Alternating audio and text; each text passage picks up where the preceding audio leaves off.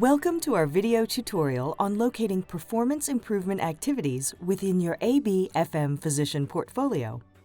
In this tutorial, you'll learn how to access PI activities to assist you with selecting the PI activity that meets your 3-year stage requirements. Now, let's get started. When you log in to your ABFM physician portfolio, you will arrive at the Welcome to My Physician Portfolio landing page. It's always a good idea to verify your clinical status here to ensure it is accurate. If you are no longer clinically active, you do not have a requirement for completing a PI activity. Then, to access PI activities, click Access Performance Improvement Activities. You are now on the Performance Improvement homepage. At the top of the page, you'll see options to set preferences, view all PI activities, and view bookmarked activities. Start by setting your preferences. Preferences can be set by practice type, location, or areas of interest. You can also identify recent recognitions and awards that may qualify for PI activity credit. You can also filter by activity type, such as web-based activities or activities that earn CMEs.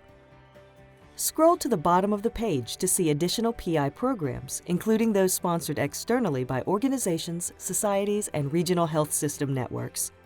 You can also view PI programs for residents and preceptors if you are a resident or faculty member. Now that you have set your preferences, you can view relevant activities that match your preferences by scrolling to the bottom of the page. If you decide to narrow your search further, you may choose Advanced Search options at the top of this page to filter by keyword, organization, duration, and certificate of added qualifications. Activities are ranked by relevance based on your preferences. To learn more about an activity, click the View button for a description, estimated length of time, and to learn if CME credit is provided for this activity.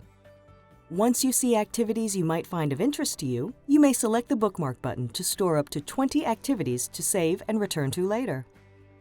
To begin an activity, simply select the Start button. You can always exit from an activity if you find that it does not meet your needs.